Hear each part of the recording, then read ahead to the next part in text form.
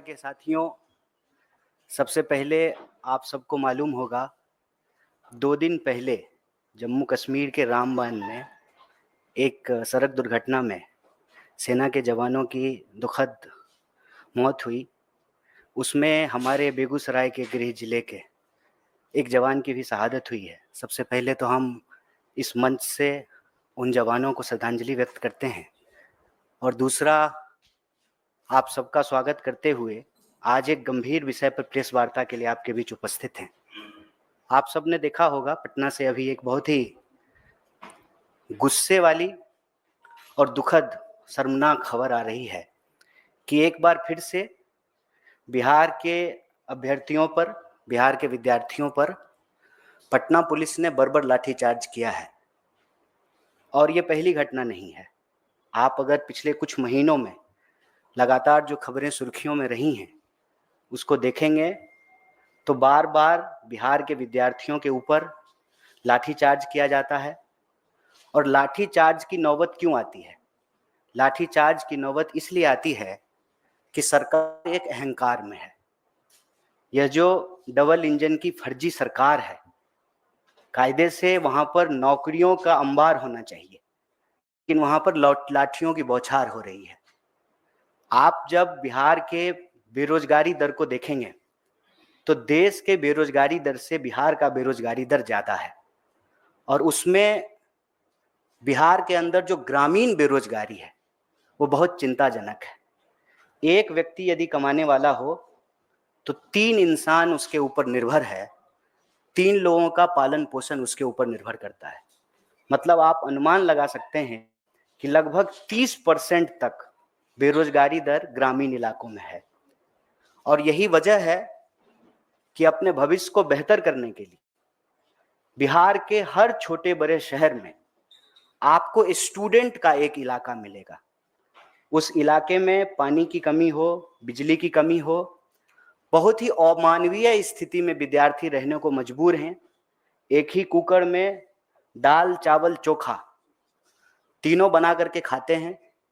कम रोशनी में पढ़ते हैं, परीक्षा की तैयारी कराते हैं, अपना आंख फोड़ते हैं। और जब नौकरी की बात आती है, अव्वल तो समय पे बहाली नहीं होती है। अगर सरकार अपने प्रचार के लिए कोई बहाली ले आए तो हर बहाली में वह कानूनी विवाद में फंसता है, उसको लेकर के कोई ना कोई विवाद होता है। बीपीएससी इन बातों को सुनने की बजाय बिल्कुल अहंकारपूर्ण तरीके से विद्यार्थियों के साथ व्यवहार करती है। चाहे बिहार में प्रशासनिक पदाधिकारियों की नियुक्ति का मामला हो, चाहे टीचर रिक्रूटमेंट एग्जाम टीयर 3 के परीक्षार्थियों का मामला हो, चाहे बिहार में डोमिसाइल का मामला हो, किसी भी मुद्दे पर बिहार के विद्यार्थियों को सुना नहीं जाता है। और अगर आप बेरोजगारी को देखेंगे तो बिहार में लगभग 4 लाख पोस्ट खाली है। सरकार का दावा है कि हम सबसे ज्यादा नौकरियां दिए हैं। आज भी 4 लाख पोस्ट बिहार के अंदर खाली है और सिर्फ अकेले शिक्षा के क्षेत्र में 2 लाख से ज्यादा रिक्तियां पड़ी हुई हैं। प्रश्न यह है कि इस देश की राजनीति इतनी असहिष्णु, बेशरम क्यों हो गई है? कोई भी सवाल उठा करके देख लीजिए। पिछली बार प्रशासनिक पदाधिकारी की जो परीक्षा हुई उसके विरोध में जब विद्यार्थी पटना की सड़कों पर उतरे तो कड़ाके की ठंड में उनके ऊपर वाटर कैनन छोड़ा गया, फिर लाठियां चलाई गई।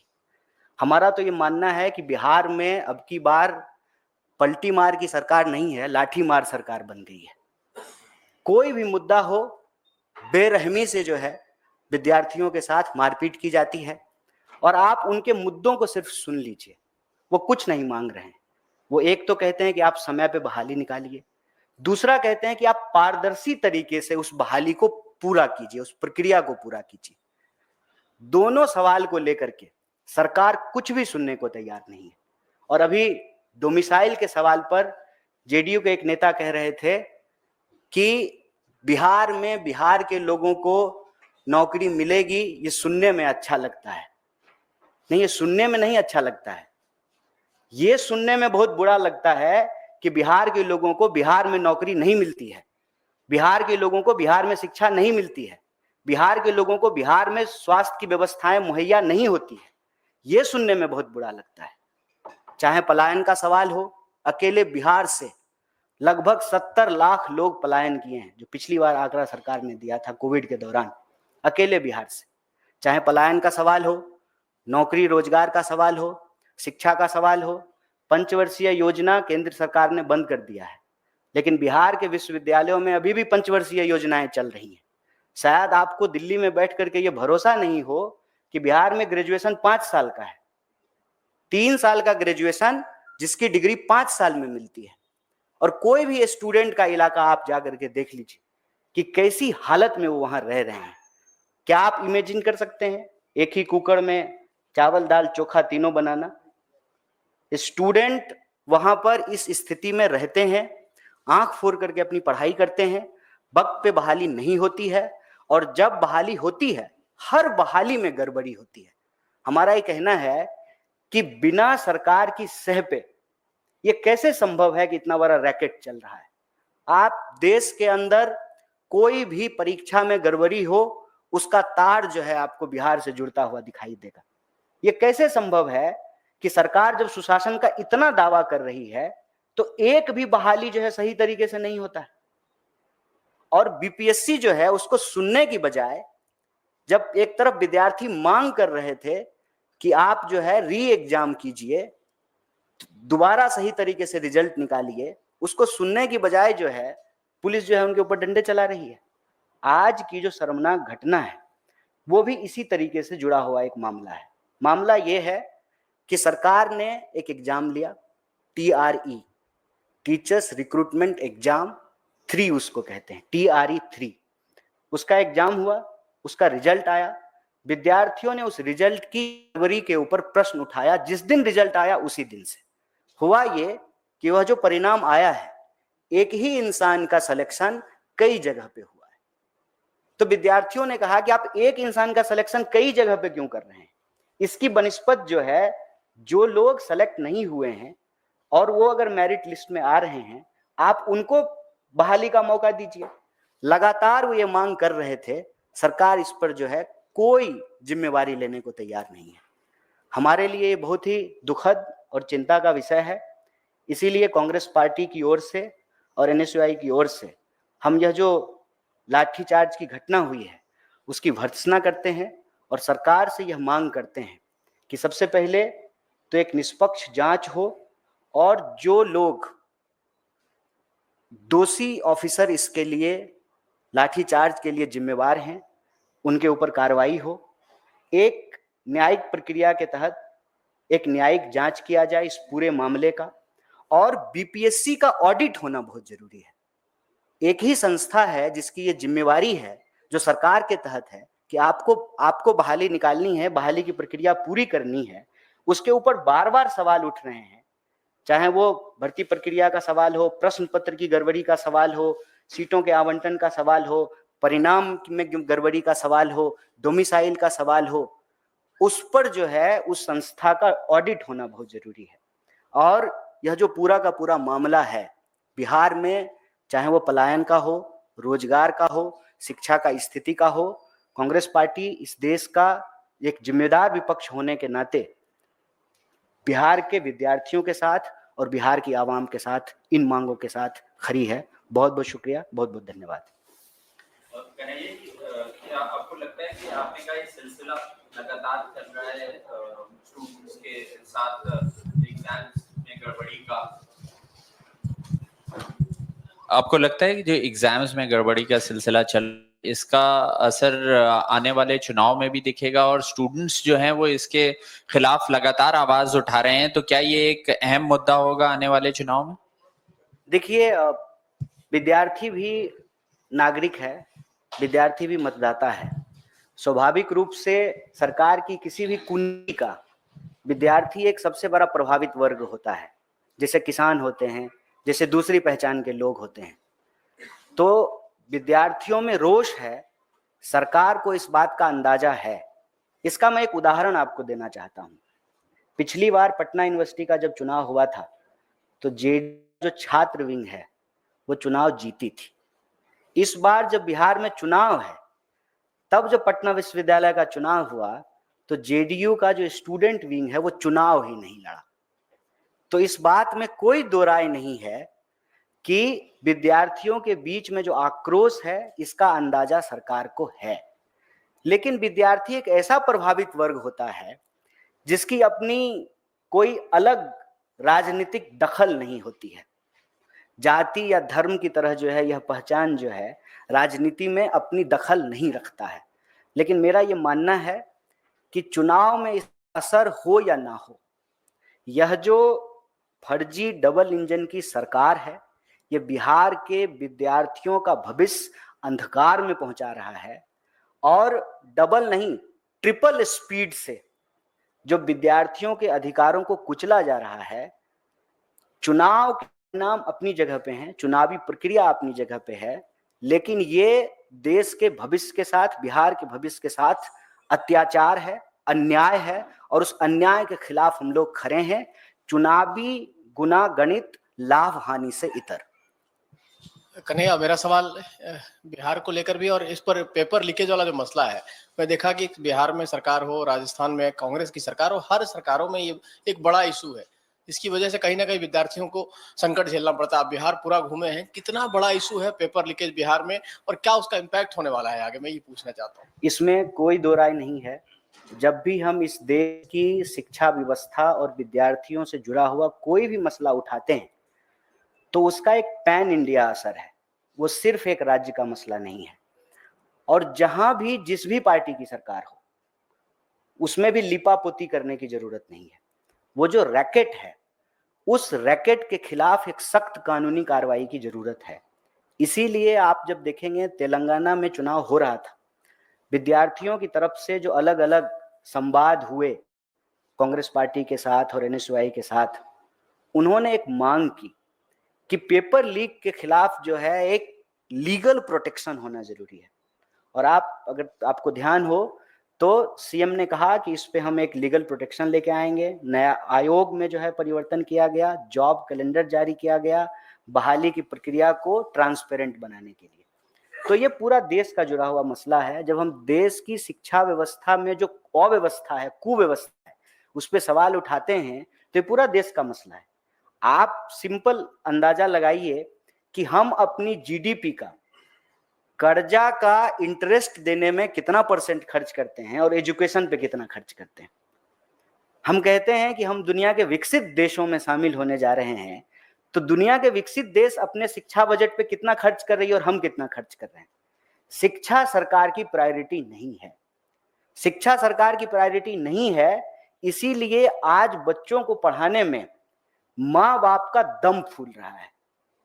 आप कॉलेज तो छोड़ दीजिए, दिल्ली जैसे शहर में एलकेजी यूकेजी के एडमिशन कराने के लिए नेताओं की सिफारिश लग रही है ना, उसमें डोनेशन लग रहा है ना, क्योंकि हमने शिक्षा को खरीदने बेचने की वस्तु बना दी है। और शिक्षा ही जब खरीदने बेचने की वस्तु बन जाएगी तो स्वाभाविक रूप से शिक्षा के आधार पे जो रोजगार मिलने की प्रक्रिया है उसको जो है दूषित किया जाएगा, उसको जो है भ्रष्टाचार की गिरफ्त में लिया जाएगा। तो ये एक पैन इंडिया मसला है। बिहार में ये समस्या और भी भयानक क्यों हो जाती है? बिहार में ये समस्या और भी भयानक इसलिए हो जाती है कि बिहार के लोगों के लिए नौकरी मिलना और मान मिलना बराबर है। और आप देखिए कि किसी की नौकरी मिल जाए तो उसका पूरा का पूरा सोशल स्ट्रक्चर बदल जाता है। पहले कितना रिश्ता आ रहा था जब तैयारी कर रहे थे, और जब तैयारी पूरी हो गई और नौकरी मिल गई सरकारी, तब कितने रिश्ते आ रहे हैं। तो पूरी की पूरा का पूरा जो मनोविज्ञान है, उस मनोविज्ञान को समझने की जरूरत है कि जिस प्रदेश में कुछ भी नहीं है, ना शिक्षा है, ना रोजगार है, ना स्वास्थ्य है, तो स्वाभाविक रूप से वहां के लोग ही पलायन करेंगे। सबसे ज्यादा पलायन बिहार से क्यों होता है? क्योंकि वहां की शिक्षा व्यवस्था की दुर्दशा हुई है, वहां जो है लोगों को रोजगार नहीं है।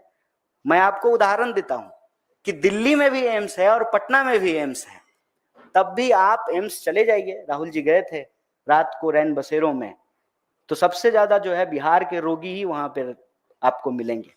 तो यह जो स्थिति है उसमें पूरे देश में शिक्षा की अव्यवस्था जो है एक प्रश्न है, बेरोजगारी एक प्रश्न है, प्रश्न पत्र एक लीक होना एक प्रश्न है, लेकिन बिहार के संदर्भ में ये एक भयानक महामारी का रूप ले लिया है। और इसीलिए हमारे लिए ये जरूरी विषय है, महज एक घटना नहीं है कि लाठी चल गई पटना में और चुनाव है इसलिए एआईसीसी में प्रेस कॉन्फ्रेंस कर रहे हैं। हमारा ये कंसिस्टेंट सवाल है कि इस देश की शिक्षा व्यवस्था के ऊपर सरकार का जो ध्यान नहीं है, इसकी जो कुव्यवस्था है, विद्यार्थियों के ऊपर जो अन्याय है, ये हमारी प्रायोरिटी में नंबर 1 है। चुनाव हो या ना हो, शिक्षा और विद्यार्थी के सवाल को हम लोग प्रमुखता से उठाएंगे। कन्हैया जी, जेडीयू के नेता मनीष वर्मा ने जो बयान दिया है कि डोमिसाइल बिहार में लागू नहीं होगा क्योंकि बिहार सबका है और बिहार के लोग हर जगह नौकरी करते हैं, और लेकिन विपक्षी पार्टियों के लिए बड़ा मुद्दा है डोमिसाइल पॉलिसी की बात, तो आपकी क्या राय है जो जेडीयू ऑफिशियली ये क्लैरिफाई किया है कि ये लागू नहीं होगा बिहार में? देखिए, विपक्ष का काम है सवाल उठाना, सरकार का काम है उस सवाल का जवाब देना। आजकल तो हमारे देश में जो है ना, नदी उल्टी बह रही है। अब क्या है ना कि सरकार सवाल उठाती है विपक्ष पे। आपको डोमिसाइल लागू करना है कि नहीं लागू करना है, आप इस पर एक स्पष्ट पोजीशन सरकार की तरफ से ले आइए, और जो विद्यार्थी यह मांग रहे हैं उनकी भावना को सुन तो लीजिए। लोकतंत्र में इतनी तो गुंजाइश है कि प्रभावित वर्ग की बात को सुन लिया जाए। वो संविधान का हवाला दे रहे हैं कि देश का कोई भी नागरिक कहीं भी जाकर के काम कर सकता है, बहुत अच्छी बात है, लेकिन देश का कहीं का भी नागरिक कहीं भी जाके काम नहीं कर रहा है ना। यहाँ सवाल यह है कि बिहार के लोगों को बिहार में भी रोजगार नहीं मिलेगा और बाहर जाकर के काम करने पे भी यदि गाली मिलेगी तो उसके नागरिक होने के अधिकार का क्या बिहार से बाहर जो लोग जा रहे हैं उनको अपमानित नहीं होना पड़ रहा है? अगर उनको अपमानित होना पड़ रहा है, वो प्रवासी कहा जाता है उनको। देश से बाहर जाएंगे तब न प्रवासी होंगे। अगर ऐसा ही है तो अपने ही देश में क्यों प्रवासी कह रहे हैं? और उससे भी ज्यादा जो है गाली की तरह क्यों इस्तेमाल किया जा रहा है हमारी पहचान को? किसी पंजाब के व्यक्ति को आप पंजाबी कहें उसको तो नहीं बुरा लगता है, किसी केरल के व्यक्ति को जो है आप मलयाली कहें उसको भी नहीं बुरा लगता है, महाराष्ट्र के व्यक्ति को जो है मराठी कहने में बुरा नहीं लगता है। क्यों बुरा लगता है? ये गाली क्यों बनी हुई है? ये अपमानजनक शब्द क्यों बना दिया गया है? और इसका ओनस लेने की बजाय, स्पष्टता से इस पर कोई पोजीशन लाने की बजाय, आप उनकी बात को सुन भी नहीं रहे हैं। आज जो लाठीचार्ज की स्थिति बनती है, वो स्थिति तब बनती है जब गतिरोध होता है सरकार और प्रभावित वर्ग के बीच में, और उसको कोई संगठन नहीं लीड कर रहा है। अगर सरकार को ये लगे कि किसी विपक्ष की जो है स्टूडेंट ऑर्गेनाइजेशन के द्वारा ये किया गया हो, ऐसा बिल्कुल भी नहीं है। आप उन तमाम आंदोलनों को देखिए, चाहे वो डोमिसाइल का सवाल हो, चाहे बीपीएससी के प्रशासनिक पदों की नियुक्ति प्रक्रिया का सवाल हो, चाहे टीआरई 3 का सवाल हो, इन तमाम सवालों पे जो लोग संघर्षरत कर रहे हैं वो जेन्युइन स्टूडेंट हैं और वो प्रभावित वर्ग के लोग हैं। इसीलिए जब उनकी बात नहीं सुनी जाती है तो वो कन्वेंशनल प्रोटेस्ट नहीं करते हैं। उनको ये नहीं समझ में आता है कि थोड़ा जाते हैं पुलिस कमिश्नर से सेटिंग कर लेते हैं, बैरिकेड बोलेंगे कि एक हल्का लगा दीजिएगा, एक भारी लगा दीजिएगा, हल्का वाला तोड़ करके फोटो खिंचवा लेंगे, भारी वाला पे जो है आप लोग खड़ा रहिएगा। ये सब सेटिंग वो नहीं करते क्योंकि वो प्रभावित वर्ग के लोग हैं। ये पॉलिटिकल पार्टियां ऐसा कर सकती है, कोई संगठन ऐसा कर सकता है, लेकिन जिसका जीवन मरण उस बात से जुड़ा हुआ हो। आप इमेजिन कीजिए, हमारे साथ जब पलायन रोको नौकरी दो यात्रा में 150 से ज्यादा नौजवान जो चल रहे थे पैदल, उनके जीवन में आगे सिर्फ अंधकार ही अंधकार उनको दिखता है। उम्र खत्म हो गई और वो सेलेक्ट हो चुके थे, उनको बस ज्वाइनिंग लेटर मिलना था, तो उन्होंने तो सारे सपने बुन लिए थे ना, घर, गाड़ी, शादी, ब्याह, सब सारा सपना बुन लिया, सारा सपना चकनाचूर हो जाता है। ये प्रभावित वर्ग के लोग हैं, उनकी बात को यदि नहीं सुनेंगे तो स्वाभाविक रूप से गतिरोध की स्थिति बनेगी, और तब आप कहेंगे कि कानून तोड़ रहे थे इसलिए जो है डंडा चला लिए। अरे कानून भी आप ही हैं, कानून का जो है पालन करवाना भी आप ही का काम है, और आप ही जो है बात भी नहीं सुन रहे हैं और आप ही फिर डंडा भी मार रहे हैं और फिर कह रहे हैं कि डबल इंजन की सरकार है, सुशासन की सरकार है। ये तो अपने आप में बहुत ही हास्यास्पद स्थिति है। तो इस परिस्थिति में हमारी स्पष्ट ये राय है कि सरकार की तरफ से जो रूलिंग पार्टी है उसके किसी भी नहीं, और मैं बार बार रूलिंग पार्टी बोल रहा हूं, मैं सिर्फ जेडीयू नहीं बोल रहा हूं, ऐसा नहीं होगा। भाजपा बढ़ाती नहीं है बिहार की सरकार में, भाजपा भी पूरी तरह से जो है ना जिम्मेवार है, लगातार जो है गठबंधन में रहे हैं, इनके भी मंत्री हैं, और आपने देखा होगा कि शिक्षा मंत्री के साथ जब डेलीगेशन मिलने के लिए गया था तो किस तरीके से जो है एक महिला के साथ जो है बदतमीजी की गई। तो इनके भी मंत्री हैं, इनके तरफ से जो है राज्यपाल हैं, इनके तरफ से वाइस चांसलर बनाए गए हैं। तो ऐसा बीजेपी नहीं कह सकती है कि हम जिम्मेवार नहीं है। ये डबल इंजन की सरकार का जो दावा है, तो यह जो लाठी जो चल रही है, इसकी जिम्मेवारी भी दोनों पार्टी को लेना पड़ेगा। कन्हैया जी, समस्तीपुर में भी एक नीट मेडिकल एग्जाम होता है, एक स्कैंडल पुलिस ने पकड़ा है, वहां पे 2 लोग गिरफ्तार हुए, एक डॉक्टर भी उसमें शामिल है। जिस तरीके से कई राज्यों ने कानून बनाया हुआ है, ऑर्गेनाइज जो ये लोग क्राइम करते हैं, जो राजस्थान के अंदर है आजीवन कारावास है, उसी तरीके का कुछ आप प्लेज करेंगे, प्रॉमिस करेंगे चुनाव से पहले, ताकि ऐसे लोगों पर नकेल कसी जा सके? देखिए, अभी हमारी जो है घोषणा पत्र बनाने की प्रक्रिया चल रही है और समाज के अलग अलग वर्ग के साथ जो है संवाद हो रहा है, और यह बात जो है बड़ी प्रमुखता से विद्यार्थी समूह ने उठाया है कि पेपर लीक को रोकने के लिए एक सख्त कानून होना चाहिए। ये तो आने वाले समय की बात है, लेकिन अभी फिलहाल हमारी सरकार से ये मांग है कि बीपीएससी का ऑडिट होना जरूरी है, इस पूरी घटना का न्यायिक जांच होना चाहिए, और जो प्रभावित विद्यार्थी हैं उनको न्याय मिले, और जो जिम्मेदार पदाधिकारी हैं उनके ऊपर सख्त कार्रवाई हो।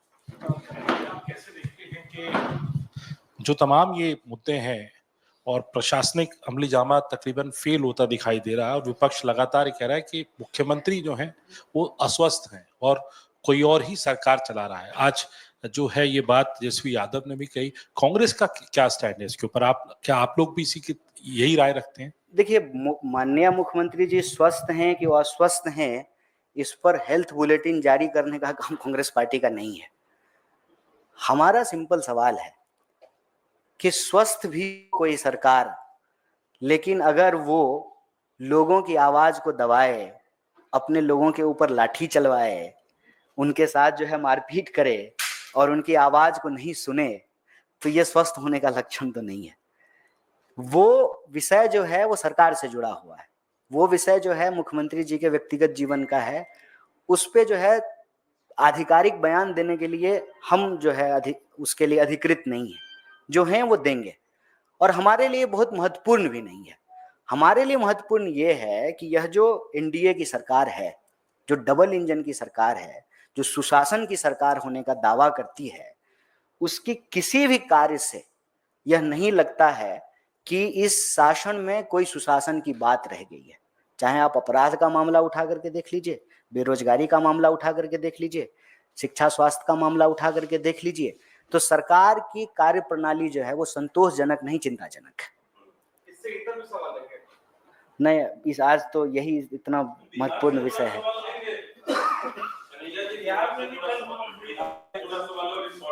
अब हम जा रहे हैं, बिहार में ही आपसे मिलेंगे। बहुत बहुत धन्यवाद।